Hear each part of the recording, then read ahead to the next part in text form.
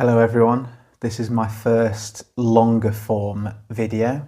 You may have seen some of my shorter content, but I wanted to give people a little bit more of a flavour of my story and my experiences. So that's what this is, and I'm going to try and speak freely. I have some prompts, but yeah, this is going to be my story kind of from the beginning as I see it.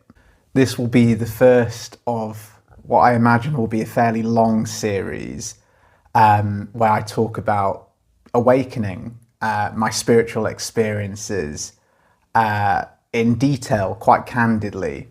So I hope this is going to be useful to people just to hear a bit about what I've been through, the lows, the highs, the full detail, the full picture is what I'm going to try and give you in this series.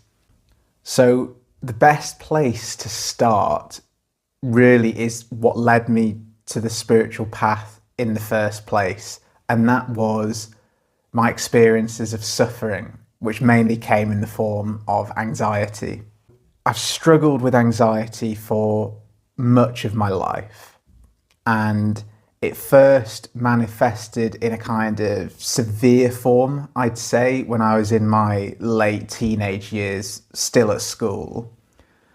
And I woke up one morning with this feeling of existential dread and fear, but crucially, there was no reason for it. There was no object of the anxiety. It was kind of a pure general anxiety that I'd never felt in that way before.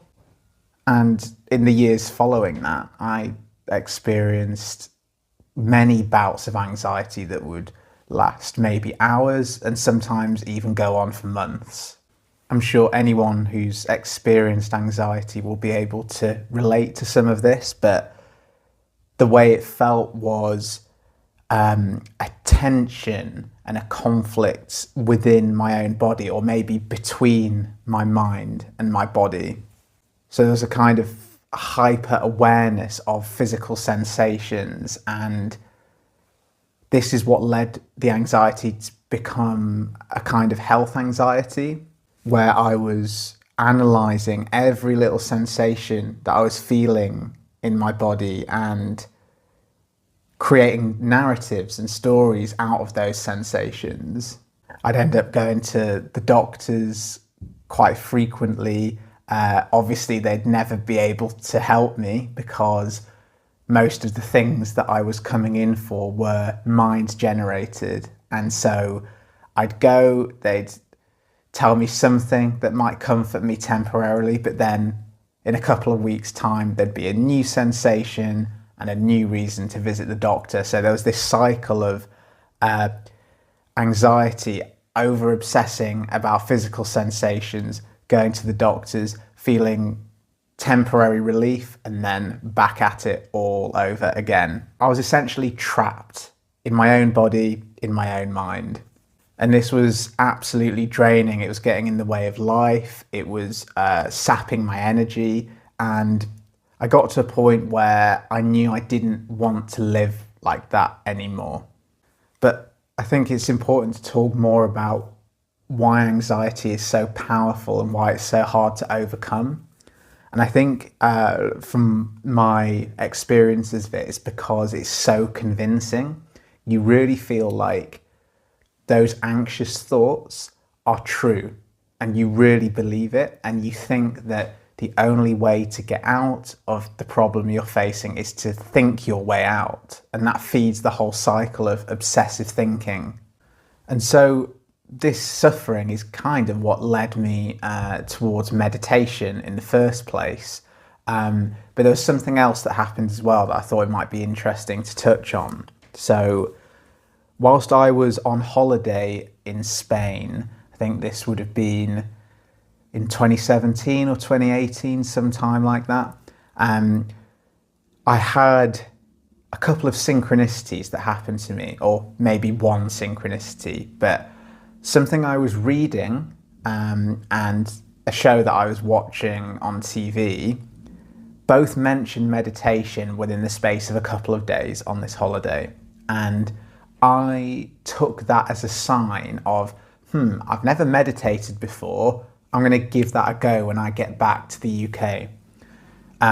So I did, and when I got back and tried it for the first time, it was really powerful. It was a kind of a completely novel experience.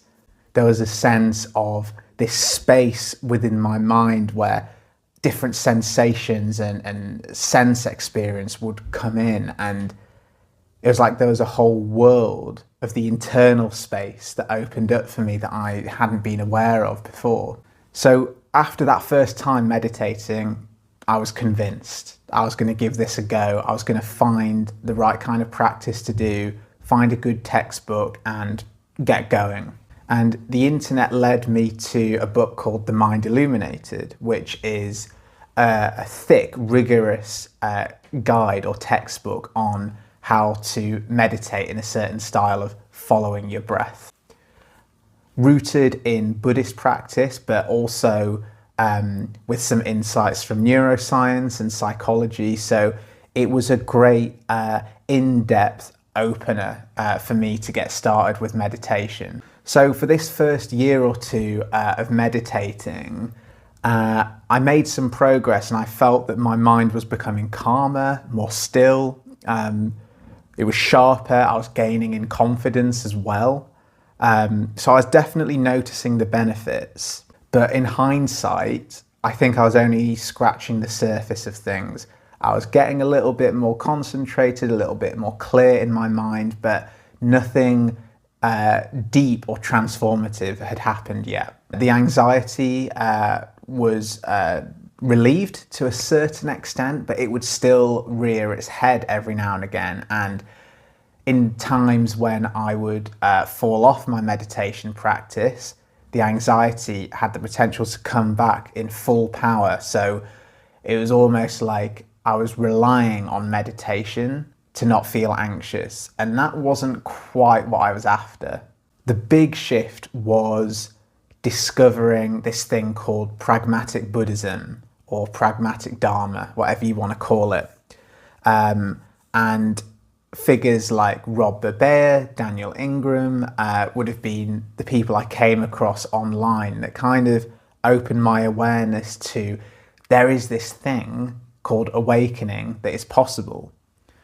It'd been mentioned in The Mind Illuminated, but almost as a kind of, when you've got through all the stages of this, maybe you can look into this awakening thing. And I did that. So I spent some time on the subreddit called Stream Entry and realized that there was a community of people who were all trying to, and some of them succeeding in attaining these different levels of awakening, primarily within the Buddhist system, but not completely limited to that.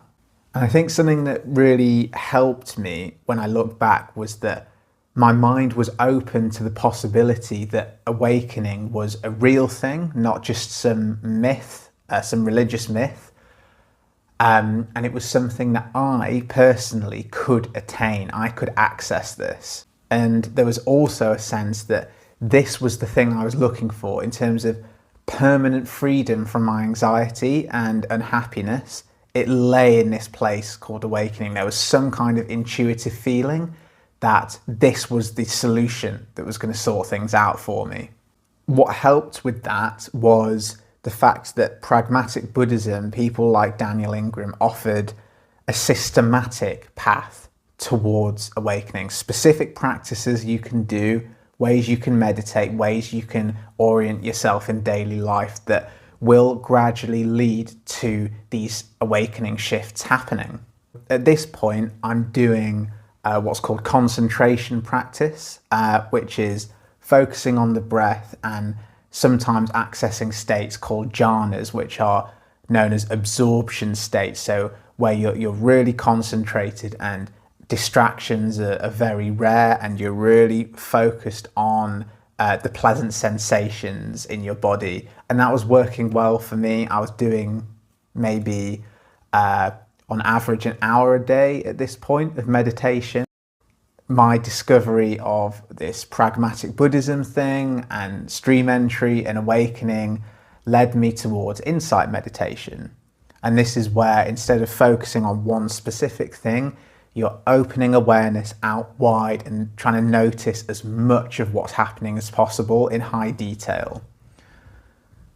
So what I started to do was my concentration for, let's say, the first half of the meditation, maybe like 45 minutes or so, and then I'd do half an hour after that of insight meditation. This is where my practice really started to take off, and it only took a few weeks for one of the biggest and most dramatic experiences that I've had to occur. So it was one evening, I just had a spontaneous feeling to sit and meditate for a short while. I'd already done my morning practice, but something called me to just sit for a little while. And I was going to sit doing insight meditation, so I was going to notice as much detail of the experience in my body and the external sensations as I could. Within a few minutes of doing this, I started to feel an energy start to build up at the bottom of my spine. And it very quickly built in intensity, and I actually felt my heart rate start to increase. And I was like, something's going on here. I allowed it, and the energy suddenly rushed up my spine and shot out of the top, the crown of my head, and almost exploded out of the top of my skull. Whilst this is happening, huge wave of energy through my body. My heart rate felt like it was maybe up at about 180, like I'd just done a sprint. It was very intense. It was thumping out of my chest. And the feeling in my body was kind of orgasmic in terms of the level of intensity. It was a remarkable experience, and it only lasted, I'd say, maybe 20 seconds in total. But yeah, once the energy had exploded out the top of my head, I kind of felt that there was some tingling and energy that was actually not within my body, but above, right here. And I was left with this ecstasy. I was really heightened. The mind was very sharp, a lot of energy in the body. Suddenly, everything in my visual field was much clearer, and it was like I was more closely connected to my senses. Even like the very nerve endings of my body, everything was like really immediate. That night, I actually struggled to get to sleep. There was so much energy in my system that I was just like, not unhappy or anxious in any way, but like really positive, heightened, energized. I learned later that this corresponded with a stage that's talked about in Buddhism called the arising and passing away. And in other traditions, they call it Kundalini awakening, where some kind of fundamental energy to do with the spine gets released. And then from that point onwards, you're on the path of spiritual awakening, and there's no getting away from it. What came next, which is what happens to most people, is after that initial high, sent down into a low, what we might call the dark night of the soul. But I'm going to save that for part 2. So in the next part, I'm going to talk about the dark, low period that came after this initial high. So subscribe, follow if you want to find out more about what happened next.